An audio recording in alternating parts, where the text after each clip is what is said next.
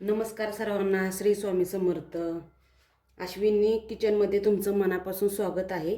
मी आज तुम्हाला फरसबीची रेसिपी करून दाखवणार आहे. तर मी त्याचा इथे जिन्नस घेतलेले आहेत. आता मी इकडं कढई तापायला ठेवत आहे.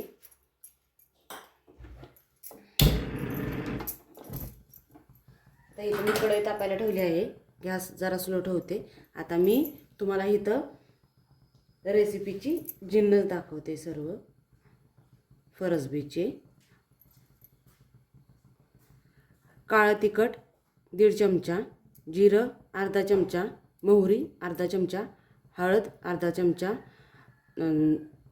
मीठ अर्धा चमचा आणि काश्मीरी तिखट अर्धा चमचा हे जिन्नस घेतले आहेत.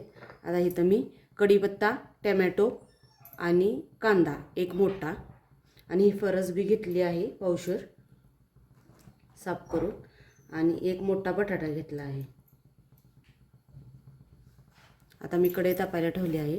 त्याच्यामध्ये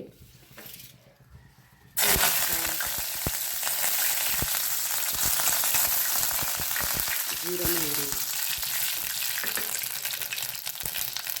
कांदा,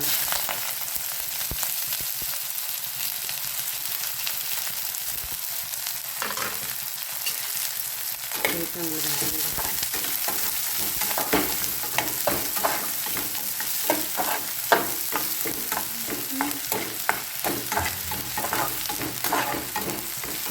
कांदा भाजून घ्या, ब्राऊन कलर येऊ द्या कांद्याला. आता त्याच्यामध्ये टमॅटो ॲड करा.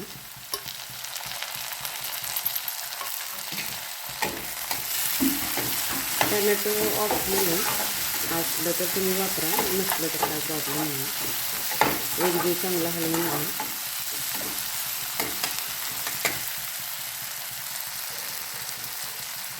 आता कांदा ब्राऊन होत आला आहे. त्याच्यामध्ये हे सर्व मसाले ॲड करून घेतो. परत एकदा चांगला हलवून घ्या.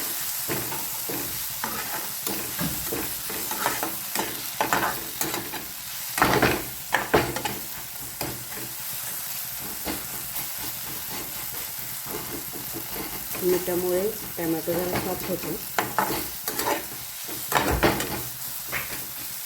त्याच्यामध्ये बटाटे टाकून घ्या.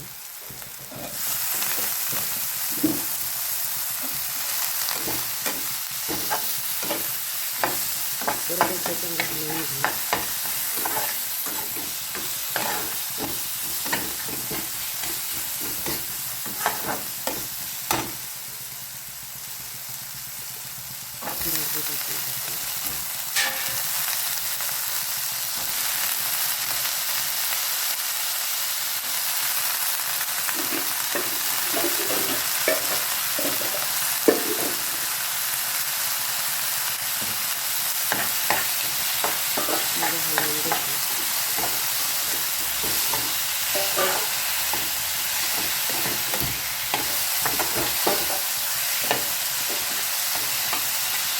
चांगली होईपर्यंत मस्त हलवून घ्या.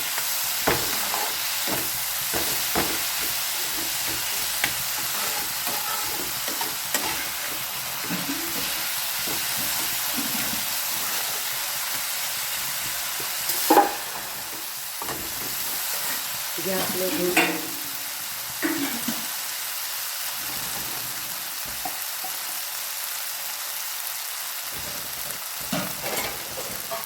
त्याच्यावर झाकण ठेवून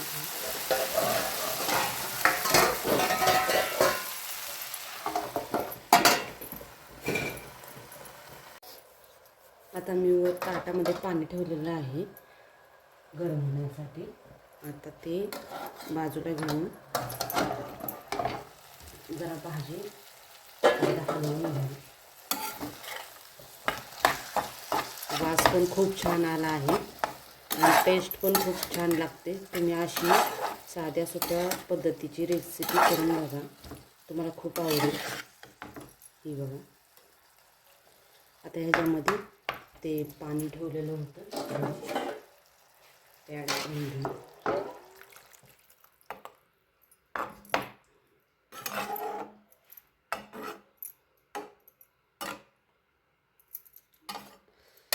आता हे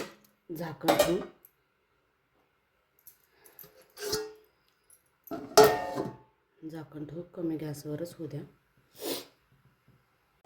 मग अशी आपण बघितलं पाणी थोडंसं घालून शिजाय ठेवली होती. आता बघूया.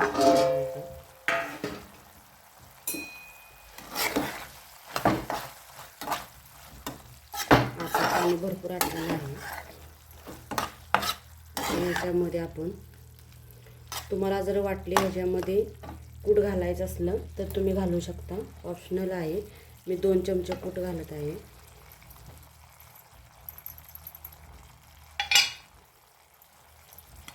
ते हलवून घेते.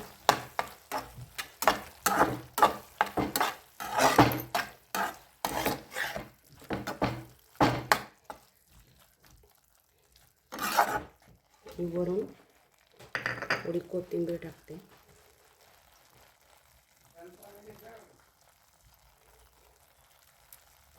कोथिंबीर टाकून हलवून घेऊ.